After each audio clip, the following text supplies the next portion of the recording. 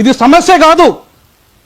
ప్రైవేటీకరణ 99% అయిపోయింది. ఇప్పుడు దాదాపుగా ప్రొఫెసర్ హరగోపాల్ గారు ప్రైవేటీకరణ మీద అద్భుతంగా గంటలు మాట్లాడతారు. 95% ఇప్పటికే ప్రైవేటీకరణ అయిన క్రమంలో కేవలం ప్రభుత్వ ఉద్యోగాలు 5% మాత్రమే ఉన్నాయి. ఆ 5% ఉద్యోగాల కోసం అందులో 30 ఏళ్ల పోరాటమా? ఒకవేళ అయితే వర్గీకరణ అయితే మాదిగలకు వచ్చే అదనపు ఉద్యోగాలు ఒక 3000. ఏ లెక్కలన్నా తీసుకోండి మీరు. జస్టిస్ రామచంద్రరావు కమిషన్ రిపోర్ట్ ఒక తప్పుల తడక. నేను ఛాలెంజ్ విసురుతున్నా ఈ సందర్భంగా ఒక మాదిగా ప్రొఫెసర్గా. Yes, I will prove it. ఇది తప్పుల తడక అనేది. ఎందుకు తప్పుల తడక అంటున్నా నేను అంటే, మూలాలకు వెళ్లకుండా పరిష్కారాన్ని ఇస్తుంది, రూట్స్లోకి వెళ్లకుండా జడ్జిమెంట్ కూడా ఇచ్చింది. ఇవాళ నేను సుప్రీంకోర్టును కూడా తప్పుపడదలుచుకునే సందర్భంగా 100కు 200% దళితునిగా జస్టిస్ గవాయిని తప్పుపడుతున్నా. నువ్వు కాబోయే ఈ దేశ చీఫ్ జస్టిస్ ఆఫ్ ఇండియా కావచ్చుగాక, నాకేం భయం లేదు. నేను ఒక లా ప్రొఫెసర్గా ఒక బాబాసాహెబ్ అంబేద్కర్ కంటే ఎక్కువ కాదు. నువ్వు ఆకాశం నుండి ఊడిపడలే Gavai. You are also an untouchable. అది మాత్రం గుర్తుపెట్టుకో. నువ్వు నీ 35 మంది గ్రూపులో నువ్వు అన్టచబుల్వే. నీ జడ్జెస్లలో నువ్వు అన్టచబుల్వే. గుర్తుపెట్టుకో జస్టిస్ గవాయ్ గారు. నువ్వు ఎస్, దళిత్ జడ్జి అనే పేపర్లు కూడా రాస్తున్నాయి. గుర్తుపెట్టుకో. రేపు నువ్వు రిటైర్మెంట్ అయిన తర్వాత నీ బొందలగడ్డ ఎక్కడ ఉంటుంది అంటే, అంటరాని కులాల బొందలగడ్డనే ఉంటుంది. ఈ బ్రాహ్మణుల బొందలగడ్డ పక్కన ఉండదు. వినోద్ కుమార్ బొందలగడ్డ ప్రొఫెసర్ హరగోపాల్ బాపాయన పక్కన ఉండదు. ఉంటుందా చెప్పండి? ఎక్కడుంటాయి మన బొందలగడ్డలు? ఊరవతల. మన ఇళ్ళు ఎక్కడ ఉంటాయి? ఊరవతల. మన బతుకులు ఎక్కడ ఉన్నాయి? ఊరవతల. ఇప్పటికీ ఉన్నాయండి. వినోద్ కుమార్ అనేవాడు వాలంటీర్ రిటైర్మెంట్ తీసుకున్న తర్వాత ఒక ఇల్లు కోసం అద్దెకపోతే పక్కకున్న ఒక రెడ్డోడు, నువ్వు మాదిగనివిరా, నీకు ఇల్లు అని అంటాడు. నిన్నగా మొన్న జరిగిన విషయం నేను చెప్తున్నది. అలాగే రామ్నాథ్ కోవింద్ ఒక దళితుడు ఒక రాష్ట్రపతి హోదాలో దేవాలయంకి పోతే నీకు గర్భగుడిలోకి అనుమతి లేదురా, నువ్వు బయటనే ఉండి నమస్కారం పెట్టుకొని పొమ్మని చెప్పారు. అలాగే రాష్ట్రపతి ముర్ము ఒక ట్రైబల్ ఉమెన్, ఆమెకు సొంత పార్లమెంట్ 2 హౌసెస్ హెడ్, ఆమె రాజ్యసభకు లోకసభకు హెడ్ ఆమె. బట్ ఆమెకు ఆ భవనానికి ఓపెన్ చేసే అర్హత లేదు. అరే మా బతుకులు ఇంకా ఏ హోదాలో ఉన్నా వీఆర్ అన్టచబుల్స్. మేము అంటరాని వాళ్ళమే. ఇంకా ఈ సమాజం మమ్మల్ని అంటరాని వాళ్ళని చూసింది. మేము చివరికి శూద్రులం కాదు. మేము వర్ణ వ్యవస్థలో భాగస్వామ్యం లేము. We are not at all part of in the varnashrama dharma are వర్ణాశ్రమ పార్ట్. అట్లాంటి మేము ఇవాళ హోమోజీనియస్ కాదట. అరే లక్షల కోట్లుండని, వేల కోట్లుండని వివేక్ వెంకటస్వామి తండ్రి అలాగే పివి నరసింహరావు ఇద్దరు ఒక టెంపుల్ పోయారు. దాని పేరు ఏదో ఉంది, ఒరిస్సాలో ఉంటుంది, జగన్నాథ్ టెంపుల్. జగన్నాథ్ టెంపుల్ పోతే పివి నరసింహరావు గర్భగుడిలోకి ఎంట్రీ అయ్యాడు. మా కేంద్ర మంత్రి గారు గర్భగుడిలో బయట నుండే గేట్ అవుతూ నుండి దండ పెట్టుకున్నాడు. పివి నరసింహరావు గారికి ఆయనకు డబ్బులు మావాడి దగ్గర మాకున్నంత డబ్బులు ఆయన దగ్గర లేవు. అయినా కూడా మేము ఎక్కడున్నాం? ఊరవతలనే ఉన్నాం. గర్భగుడి గేట్ లోపలికే రాలే మేము. మరి మాకెంత డబ్బులున్నా మేము ఇలా మిగతా వాళ్ళతో సమానమా?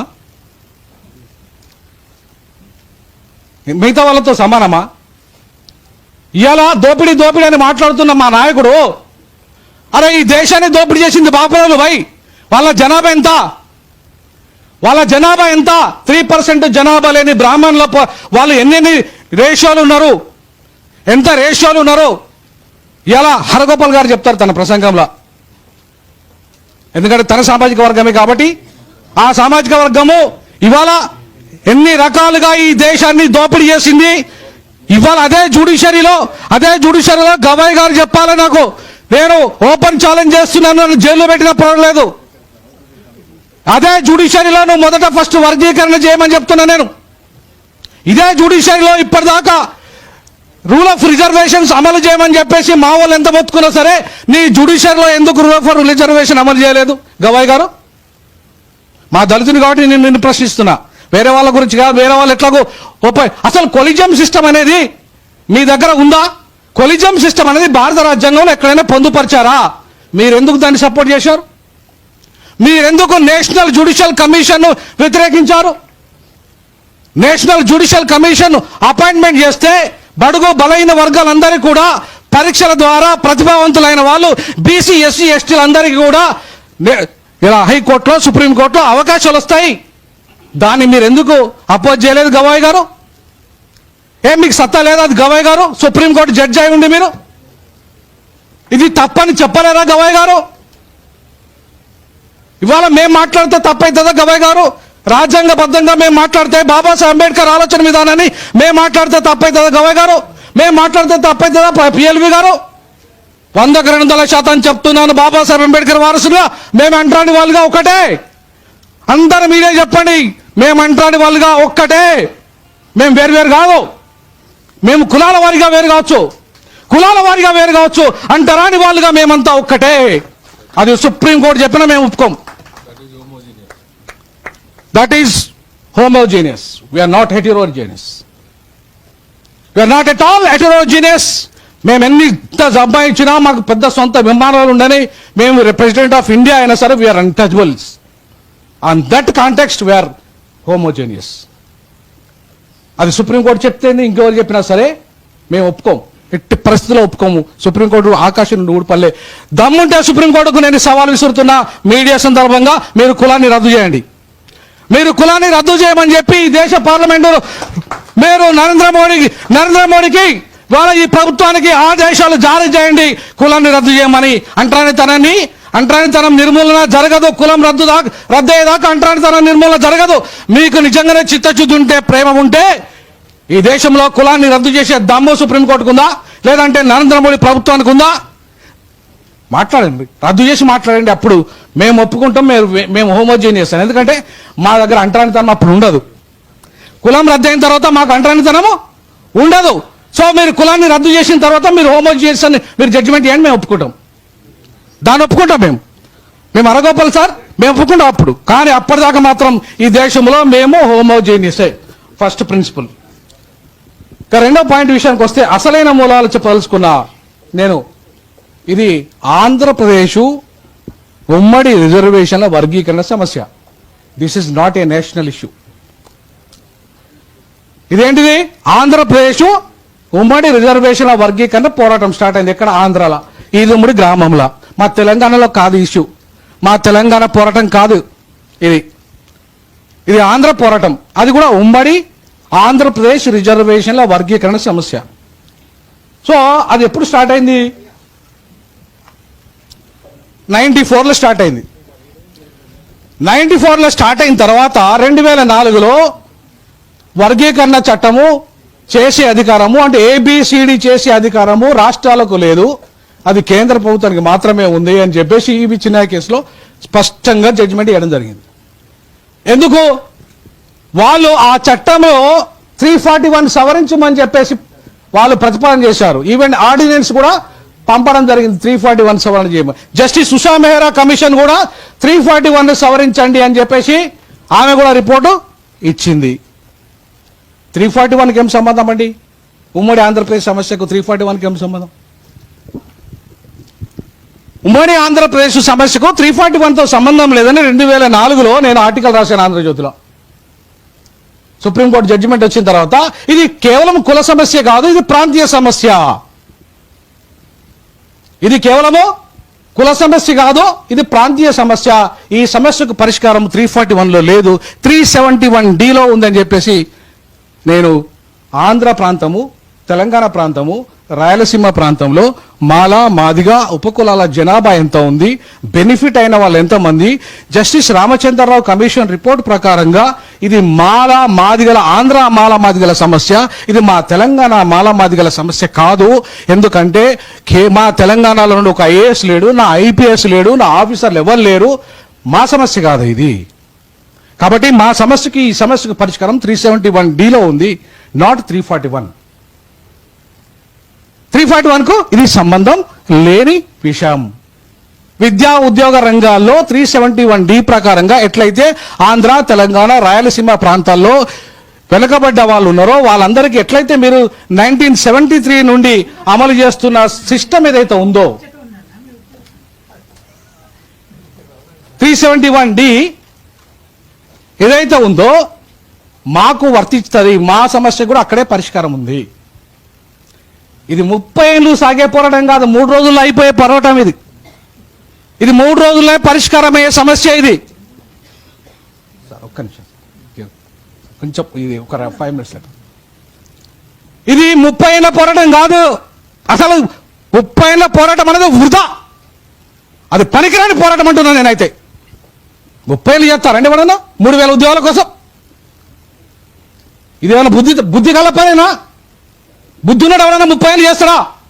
2,50,000 బ్యాక్లాగ్ పోస్టులు ఉన్నాయని కిరణ్ కుమార్ రెడ్డి చెప్తే, అసెంబ్లీ సాక్షి చెప్తే అవేమైనా తెలియదు, తెలియదు. బ్యాక్లాగ్ పోస్టులు రాష్ట్రం విభజన తర్వాత ఏమైనాయి? ఎవరు అడిగిండ్రు? ఏ మాల సంఘం అడిగింది? ఏ మాదిగ సంఘం అడిగింది? 30 ఏళ్ళుగా లక్షల కోట్ల రూపాయలు బడ్జెట్ సప్లాన్ నిధులు ఏమైనా ఎవరు అడిగిండ్రు? అడిగినరా? భూమి 3 ఎకరాలు భూమి ఇస్తాన్న కేసీఆర్ ఎన్ని ఎకరాలు ఇచ్చిండు అడిగినరా? అరే బడ్జెట్లో వాటా ఇస్తాన్న కేసీఆర్ ఎంత బడ్జెట్ వాటా ఇచ్చిండు అడిగినరా? ఇవన్నీ అక్కర్లేదు. లక్షల కోట్ల రూపాయల విషయాలు అవసరం, లక్షల బ్యాక్లాగ్ పోస్టుల గురించి అక్కర్లేదు. అరే నువ్వు మాలోడి దొంగ, మాదిగోడు దొంగ, మాలోడి దొంగ, మాదిగోడు దొంగ. అరే ఎవరు దొంగ కాదు భయ్, ఆ రెడ్డోడు దొంగ. నిన్ను పరిపాలించిన రెడ్డోడు దొంగ ఉమ్మడి ఆంధ్రప్రదేశ్లో. నిన్ను పరిపాలించిన కమ్మోడు దొంగ, నిన్ను పరిపాలించిన వెలమోడు దొంగ. నువ్వు కాదు భయ్, మాలోడు దొంగ కాదు. మాలోడు ఎక్కడ పరిపాలకుడుగా ఉన్నాడు? ఎట్లా దొంగ అవుతాడు? ఎవడు సరిచేయాలా? దీన్ని పరిపాలకుడు సరిచేయాలనా, మానవులు సరిచేయాలనా? ఈ సమస్య ఎవరు పరిష్కారం చేయాలా? రాజ్యం చేయాలా లేకపోతే మాలలు చేయాలా? ఎవరు చేయాలి దీన్ని? రాజ్యం చేయాల్సిన పనిని రాజ్యం మీద మాట్లాడకుండా నువ్వు మాలల్ని ఎక్కుపెట్టడం, నీ తోటి అంటరాని వాళ్ళను అవమానపరచడం, ఇది ఎంతవరకు న్యాయబద్ధమో, ఎంతవరకు చట్టబద్ధమో, ఎట్లాంటి లీగల్ మ్యాటరో మరి ఒక న్యాయ కోవిదులైన వాళ్ళు లేదా ప్రొఫెసర్లు అంతా కూడా చెప్పాలి. ఇది ఎంత ధర్మబద్ధమైన పోరాటమో, ఇది న్యాయబద్ధమైన పోరాటమో చెప్పాలి. ఒక అంటరాని వాడిని తిట్టుకుంటా ఉంటే మజా చేస్తున్న అగ్రకుల మేధావులు, బీసీ మేధావులు, అరే మమ్మల్ని బీసీలే ఊర్లలో ఇవాళ మొత్తం SC/STలు అణిచివేసిన చరిత్ర బీసీలది. నేను PhD SC/ST అట్రాసిటీ యాక్ట్ మీద చేశాను. అగ్రకులాలు మా మీద 10% చేస్తే 90% అట్రాసిటీ చేసింది బీసీలు. ఏ బీసీకి దళితుల గురించి మాట్లాడే నైతిక అర్హత లేదని చెప్తున్నా ఈ సందర్భంగా.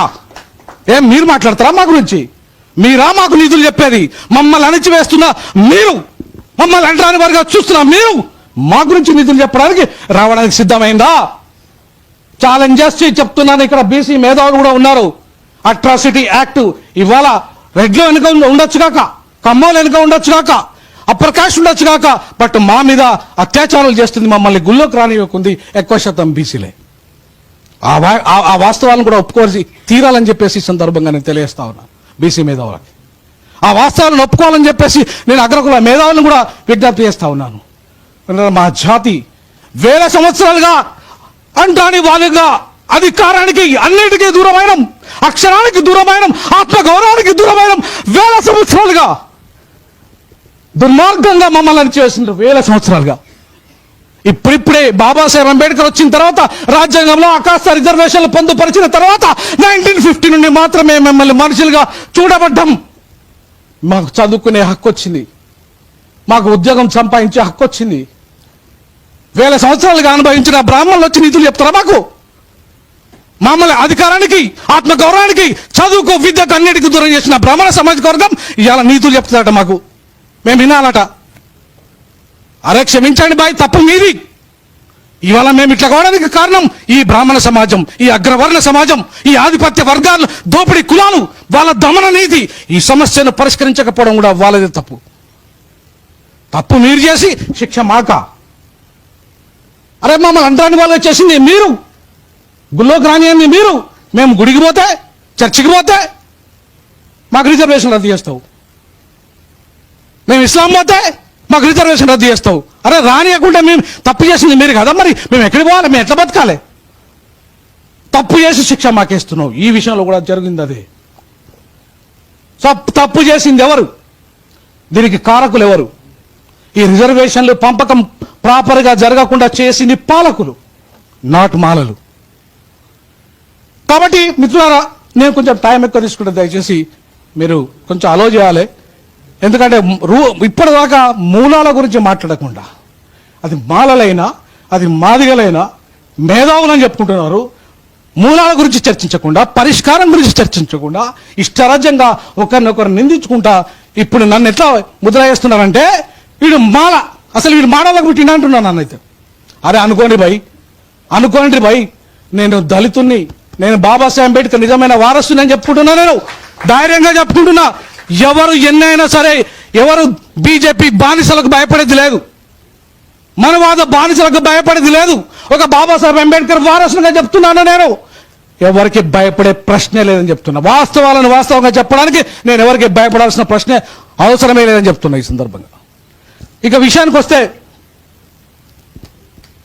ఇవాళ ఈ కేసు పరిష్కారము, ఈ కేసులో 2010లో ఈ కేసు ఇక్కడిది కాదు, పంజాబ్ కేసు. ఈ కేసులో జడ్జిమెంటు ఇక్కడిది కాదు, పంజాబ్ కేసు.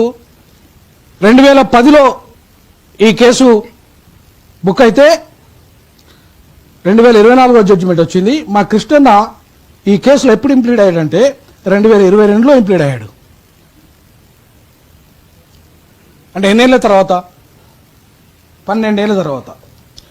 అయితే 2004లో ఈవి చిన్నయ్య కేసు జడ్జిమెంట్ కొట్టుడు పోతే మరెందుకు రివ్యూ పిటిషన్ వేయలే? పంజాబ్ కేసు దాకా ఎందుకు ఆగిండు? పంజాబ్ కేసులో ఎందుకు ఇంప్లీడ్ అయ్యాడు? సొంతగా ఈ 2004 కేసులో ఎందుకు నువ్వు రివ్యూ పిటిషన్ వేయలే? నిజంగానే చిత్తశుద్ధి ఉంటే, మాదిగలకు అన్యాయం జరిగిందని నీకు చిత్తశుద్ధి ఉంటే సుప్రీంకోర్టులో నువ్వు ఎందుకు ఇంతవరకు కూడా కేసు చేయలేదు? 2022లో ఈ పంజాబ్ కేసులో మాత్రమే ఎందుకు ఇంప్లీడ్ అయినావు? అది కూడా 12 ఏళ్ల తర్వాత. ఆ కేసు స్టార్ట్ అయ్యి 2010లో స్టార్ట్ అయితే నువ్వు 2022లో ఇంప్లీడ్ అయినావు దాంట్లో. అంటే ఏ కారణం చేత ఇంప్లీడ్ అయినావు? రెండవది. మూడో ప్రశ్న, అసలు ఎస్టీల వలన ఈ కేసులో పిటిషన్ వేశారా? ఎవరైనా పిటిషనర్గా ఉన్నారా? సుప్రీంకోర్టు లాయర్లు, హైకోర్టు లాయర్లు ఇక్కడ ఉన్నారు. ఈ కేసులో ఎవరైనా ఎస్టీలు ఉన్నారా? మరి లేనప్పుడు ఎస్టీలను కూడా ఇంక్లూడ్ చేస్తే ఎందుకు జడ్జిమెంట్ ఇచ్చినావు? దీని కాన్స్పరసీ ఏంది అంటున్నా నేను. What is the conspiracy behind it? Whether RSS is included, whether BJP supported, అది జడ్జిమెంట్ ఎట్లయితుంది? నాకు బీజేపీ, నాకు వీళ్ళు సహకారం చేశారు, వాళ్ళు సహకారం చేశారు, సుప్రీంకోర్టులో ఇది చేశారు, అది చేశారు అంటే నువ్వు బీజేపీతో మానిపులేట్ అయ్యి, ఆర్ఎస్ఎస్తో మానిపులేట్ అయ్యి ఈ జడ్జిమెంట్ ఇప్పించినావా?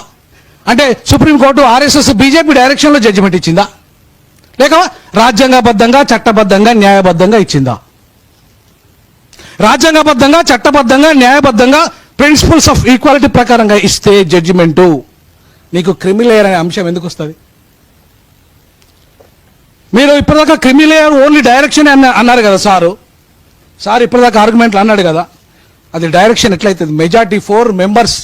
నేను ఒకసారి జడ్జిమెంట్ మొత్తం కాదు, సతీచంద్ర మిశ్రా శర్మది మాత్రమే మీకు చదువు వినిపిస్తా, ఎందుకంటే క్లారిటీ కోసం.